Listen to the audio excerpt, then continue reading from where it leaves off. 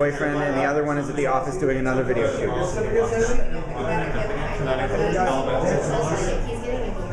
yeah, he doesn't do that every day. He's like, oh, I get itchy. I get itchy action. Some cycle of Yeah. Alright, you're going to get Study can make again. This is definitely different. One this year.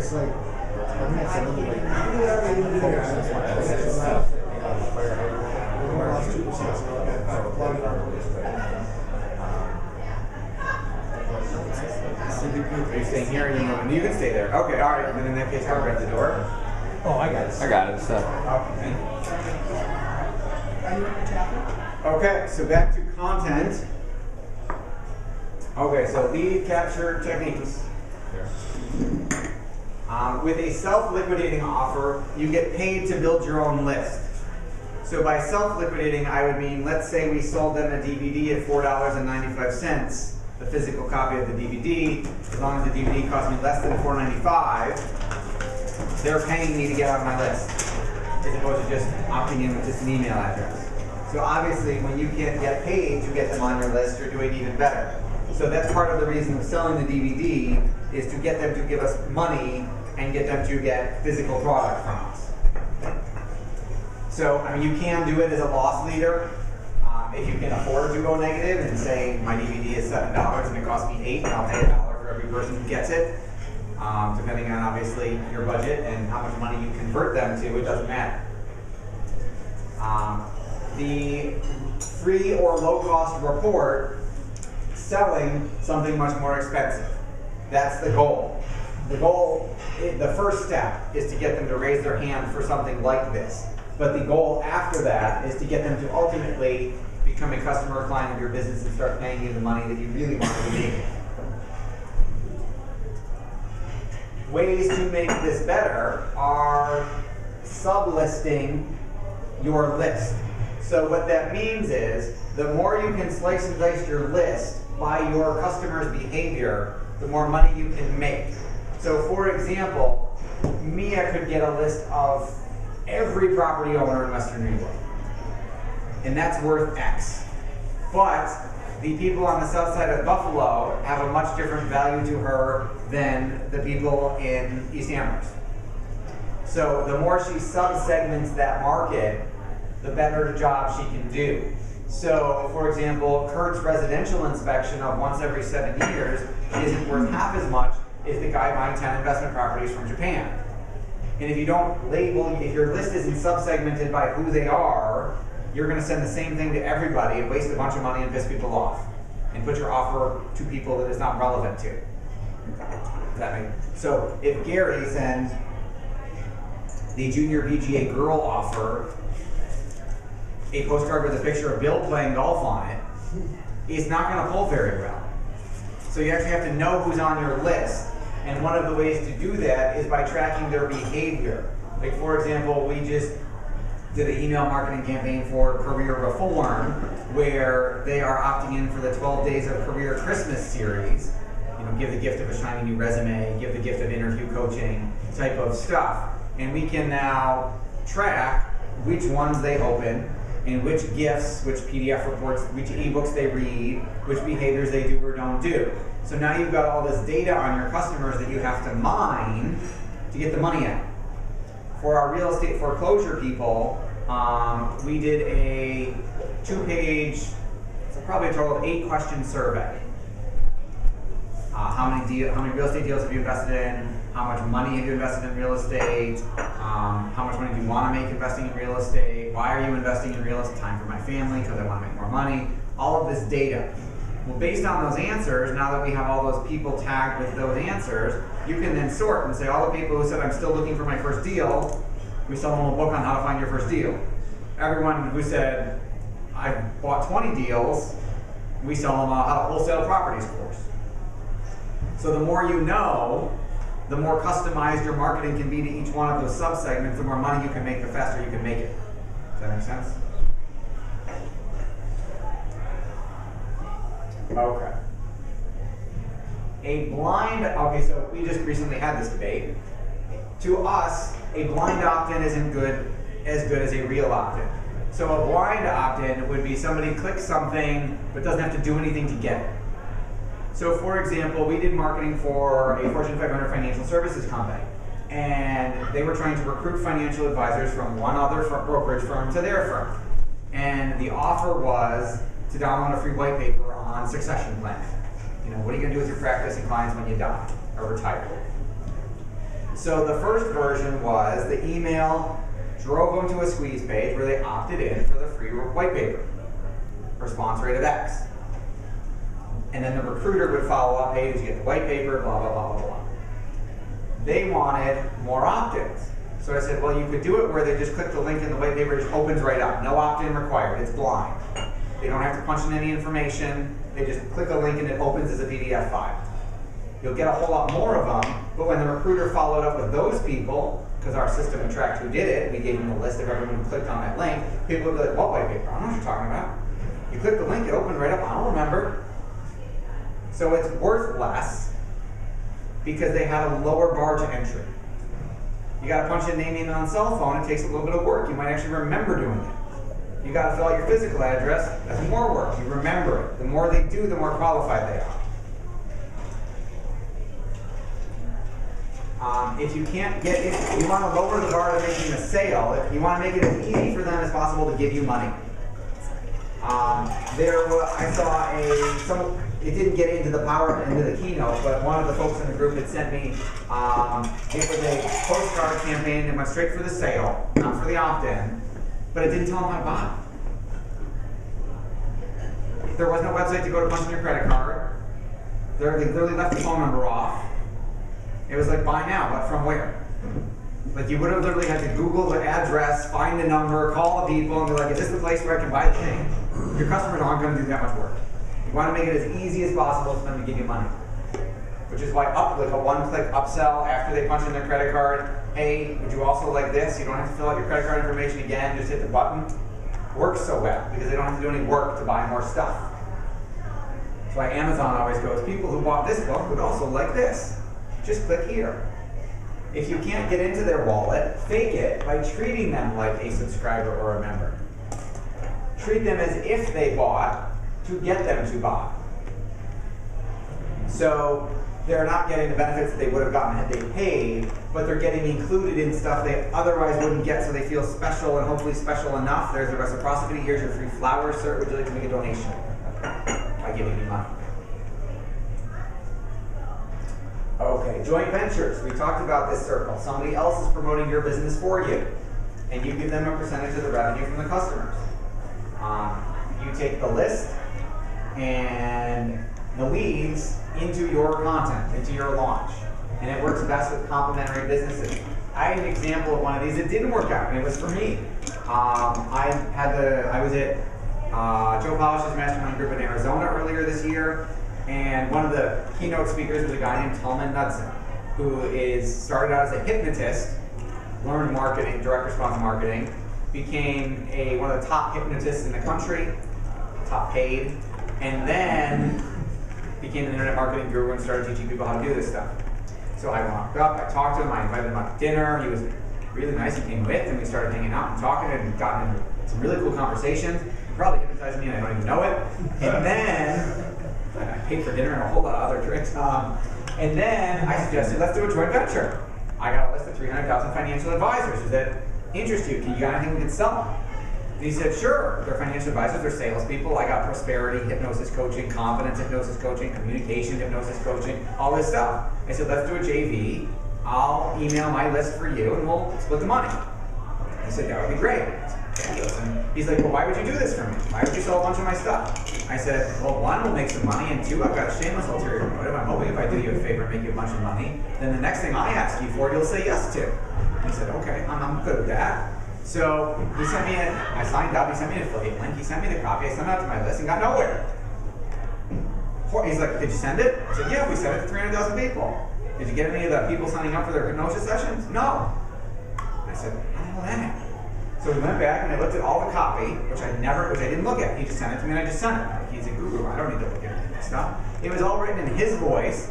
As a hypnotherapist in hippie, woodsy Vermont, like long beard, long hair, Ben and Jerry's guy, like walks around in his shorts and a t-shirt, looks like a homeless guy. All written from him. The video was him, all about his hippie-lovey hypnosis stuff. And I said, I just sent this to 300,000 financial advisors who by nature are boring and conservative. No wonder it didn't work. I said, I have a conference call with his affiliate manager next week. I'm like, you gotta let me redo it and rewrite it from my perspective because it's coming from me to them. Yeah, did you get a second chance now that you... I'm assuming that because nobody did it, they probably didn't read it. Or if they read it, I didn't get 300,000 people opening the email. Yeah. So even if I had an amazing open rate and 150 read it, I still have 150,000 that never saw it. In worst case scenario, they just don't do anything. And they wouldn't recognize it if you put the videos. Right, my copy is going to look totally different. They're not going to know what the heck it's talking about. They wouldn't recognize And the video on the squeeze page that he sent me to, I'm changing the page, I'm putting me on there. Like, even if they don't know me, I'm a financial advisor. Like, I can speak their language, as opposed to they see this guy with a long beard and long hair in a cabin, and they're like, the hell is this? So you can screw this up. I've done it. Make it mutually beneficial. So don't just mail for them, have them mail for you at the same time. I've done this really well. I've taught financial advisors around the country to do this, because financial advisors are taught to go get referrals from professionals, CPAs and attorneys, who see the same clients, which is a great concept. But the problem every financial advisor has is they send 5 referrals to the CPA, and then the CPA, and they say, hey buddy, where's my referrals? And the CPA goes, well, I got 20 financial advisors sending me business. I can't play favorites and piss everybody else off, so I can't send you anybody, thanks. It happens every time. So they're always frustrated. So I said, here's what you do, is you go to the CPA and say, hey, you really did a great job on my client. I'd like to share you with my other clients. I'm going to mail to all of my clients about how fabulous you are for tax time. Do you want to give them like an offer, like a $25 off coupon, whatever the coupon is for the return? Sure. Oh my God, I can't believe you do that for me. That'd be so nice. Yes. And since we're on the topic, it only makes sense. Why don't you mail the same thing for me? I'll even pay for the printing and the postage so you don't have to do it. I'll even print it on letters for you and send them out. All you got to do is print them on your letterhead, sign your name, and slap your clients' names on there. You just gave them reciprocity. You just said, I'm going to do this really nice thing for you and get you all this business, so they feel obligated that they should do the same thing. Because if you wait and don't ask them and ask later, it won't work, because I tried it. I didn't do it. Email advertising, the ring of email, gives you the ability to leverage effort. Because obviously you can send one email to an unlimited amount of people. Obviously you need a list to find them, if you don't have one already, if you don't have a house list. You need to use relevant vocabulary in your copy. So if Tim were mailing for me, he would send something completely different than if he was mailing for Mia. Different markets. What's the percentage of efficacy between an email campaign versus direct mail shopping postcards? Every niche is different, every market's different, but direct mail is night and day. Complete difference. So if Tim got, for example, if the financial advisor postcard, the email, if I send it to the same amount of people as I email, and the email, I got 100 people on that web to watch that video, I may get 400 or 500 off the postcard. The response rate will be many multiples. Because if you think about it, how many emails you get in a day? How many of them spam, you don't even see, and they're too easy to delete. But you don't get 500 pieces of direct mail in a day. So even if you got 20, my odds are 1 in 20, and if I make it oversized and things to stand out, it gets better to 5 in 20, 10 in 20 than 1 out of 200 or 1 out of 50. Does that make sense? It's also physical. You can't just delete it. You have to actually throw it out. There's always been a debate on text versus HTML email. A plain text email will get you a higher open rate, but you can't track what happens. You can only see, you can't do any marketing automation based on them doing anything in the email. You can't automatically follow up on stuff, like because they clicked the link. HTML will get a lower open rate, but you can do all sorts of our fancy marketing stuff with it. The biggest secret to email advertising, and this applies to a lot of advertising, but specifically to email in this case, is congruent curiosity. You've got to pique their interest. If you tell them too much, you've given them nothing left to do. So the more you tell, there's a sales trainer saying the more you tell, the more you sell. In email, it's not true. I'm sorry, I know you you- never hear me say that. I said there's a sales trainer thing that you won't agree with, Oh, okay, stereotype. okay, Sorry, didn't mean to spark you there. you did.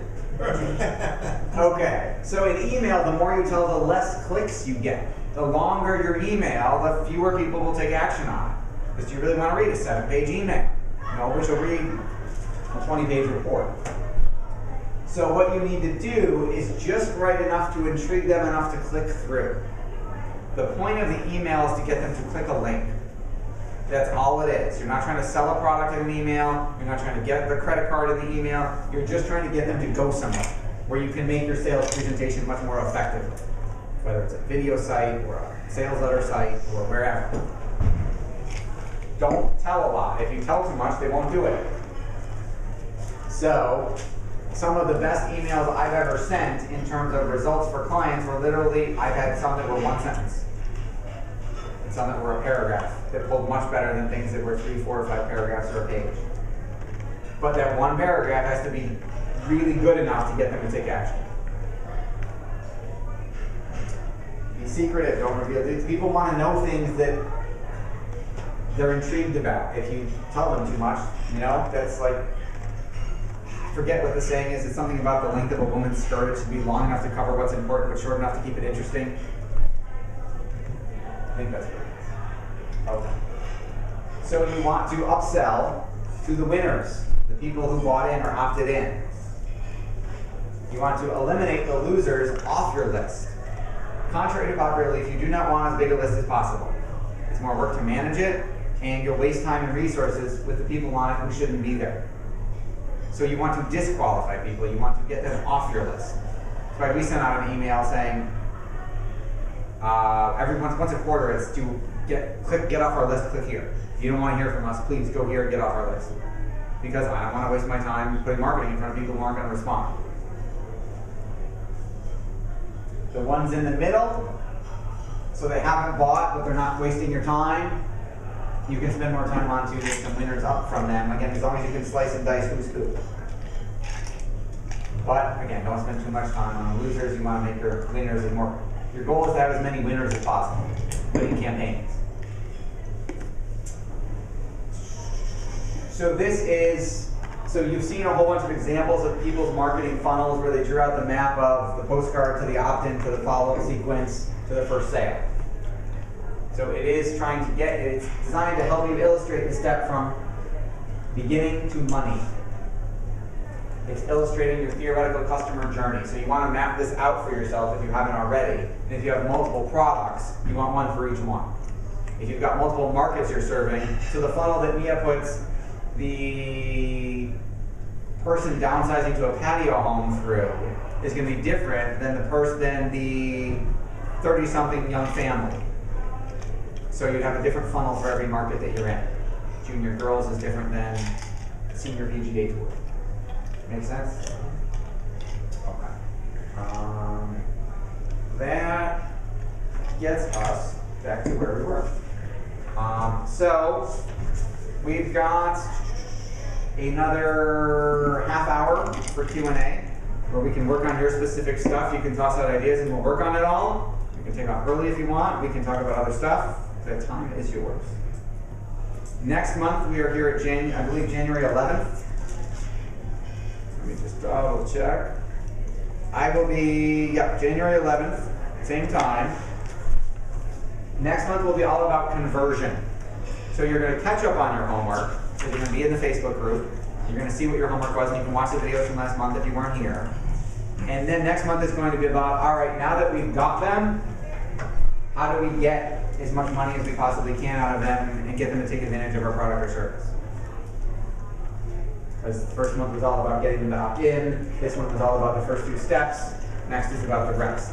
So the goal is, by the end of 12 months, you'll have done, we'll have worked your way through an entire customer life cycle, built it all. So next month we'll be we'll be going through actual email copy, actual sales letters, actual video content, what should be in your video scripts for when they opt in, so that this can get built so that you can start getting business.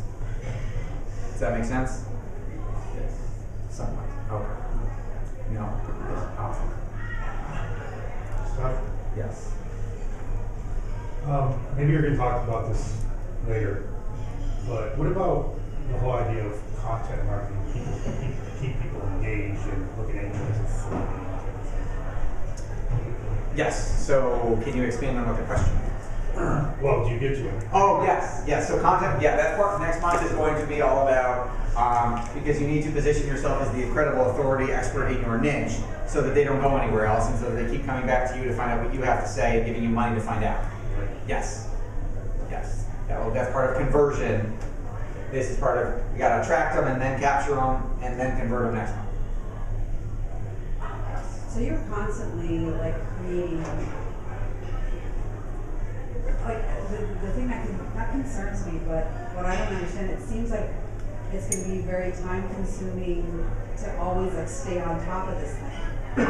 So how do you respond to the business that you're getting as a result of that? Okay, so A, that's a good problem to have. B, once it's up, it's perpetual and runs on autopilot. Okay. So the majority of the work is in the beginning, is in building it the first time. As you've seen with the homework assignments you get every day, and you're like, oh my god, I got another one. Yeah. But once that's all done, and we execute it and it's out, it runs on autopilot and you don't have to spend the time building it anymore and developing it. You just got to spend time taking the happy customers.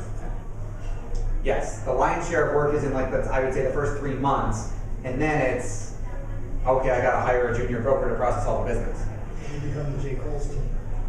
Yes, You become the Mia team. the Mia team. That's right. Yes, the Mia team. But the Mia team needs a better name than the Mia team. The advanced. Well, no, it's not a compelling, it's your it's your name, as opposed to a benefit-driven name, like the sold in 30 days team or something. I'm not saying that should be it, I'm just making up an example. Well, because I also want to grow. In real estate, your brand is really your name. Right. But I'm just going to toss out an idea for what it's worth. I'm not a real estate expert. Yeah. It's something I coach financial advisors on all the time. When they want to go independent and leave Merrill Lynch and start their own firm, they say, well, I should be the John Smith firm. I'm like, well, how sellable is that when you want to retire? Because it's all about you, John Smith. It's a personality-driven business. Whereas if you were easyhomesales.com, then it doesn't matter if Mia's running it or if John Smith is running it. And it's worth a higher multiple when you go to sell it someday because of that, as opposed to someone thinking, oh, if I buy the Mia Banachek real estate business and Mia retires, half those people are leaving because it was all about Mia. Yeah. Just a thought. Just my 2 cents. Just like Tim shouldn't be Tim Stevenson, he's helped for seniors so that someone else can help the seniors besides Tim. But there's an awful lot of debate out there on that topic. Sure. Yeah. Absolutely. That's just my opinion. I'm not saying I'm right. Yeah, because in my business, for instance, the queen is like in Amherst, Bloomsville, whatever it is, Barbara Big. Barbara or Bonnie Clement or Ann's, got to ask Ann on the Wegmans cards. But are they really, and realtors are notorious for putting their picture on everything. Well, because that's what you've been taught. No, I don't have my, I Except for specifically you. did. Right. See, you're learning. Specifically did. But most of them put their picture on They do. everything. And my question is, did anybody really buy because of the picture? I mean, Jim Hoffman might be a decent looking guy, but I don't know if I'm buying my house from him because of his picture. Or the picture is 25 years old. Exactly, right. Yeah, like ask Ann for you. I ran into her at Wegmans like a couple weeks ago, Yeah, and I was like, hey, wait a second, honey, that was like, Yeah. you were a lot younger and hotter, but okay. It's not the same picture. Yeah, so that, I mean, Right. that is kind of a hot topic in real estate. It's a hot topic in anything related to branding. Yeah. Is it you or is it the business? And some people, oh well, it shouldn't be institutional. It should be all about the person. But if you want to sell it later, That's it why makes I it left tricky. Stone Profiteer. Is Right. because of that. Because I couldn't see myself. I was competing against Jackie Taylor, Right. and so I. Right. You know what I mean? So that was part of the reason why I couldn't see myself Right. taking my business to where I want to take it. Right. I agree with you. I understand. Good question. You can have. What's our homework now, Seth?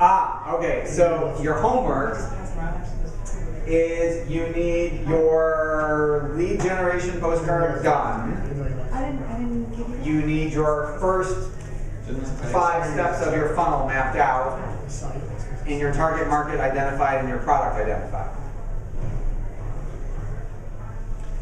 What's this, I'm sorry, what was the second This thing? is also listed in the Facebook Lead page. generation. though. Yes, there's a, the community has done really well. There's a guy who has posted every single video, every single homework assignment, every single update in a single document all in one place, which I didn't ask anybody to do. He just sort of took it on himself. It's Clint, who's doing a great job. Thank you, Clint. That's in there. You can see everybody commenting, helping each other with stuff, with their stuff. You can see everybody's funnels, everybody's postcards, everybody's maps. So all we have to do is just friend you on Facebook and then just in our comment just say, add me to the secret Facebook group. Yes. Okay. Let me do that right here. Yes. Are you like the only set green? Probably not. There's a movie star, and you put my pictures There's there. another movie star. Another movie star. Thank you, Bill. Very sweet of You you. know how some people, it's just impossible to find them on Facebook? You can find some. I have a product for that. So, And that doesn't surprise me, son. Make sure she opts in. Yes. You gotta opt in. Buffalo, New York, that'd be you. Yes. Questions, things you want to work on, questions you've got before the next time.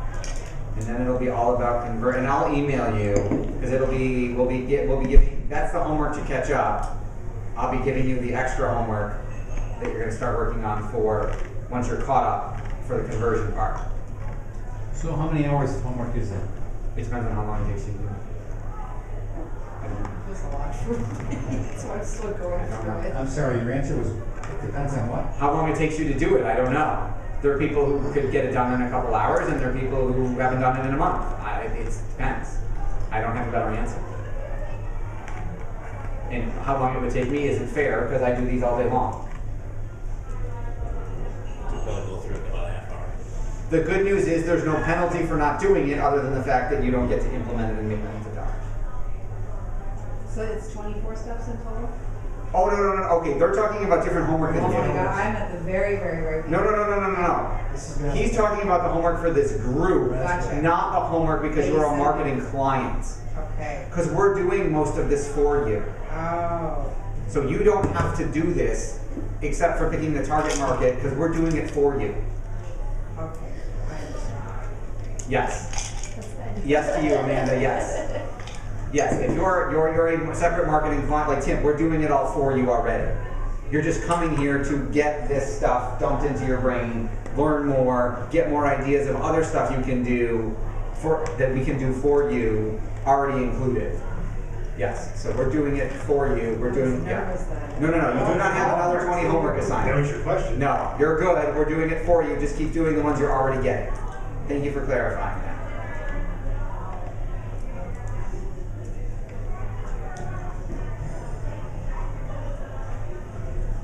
All right. Well, I'll be here. If you want to hang out, you can. If you want more questions, you can. If you want to take off, you can take off too. Online marketing.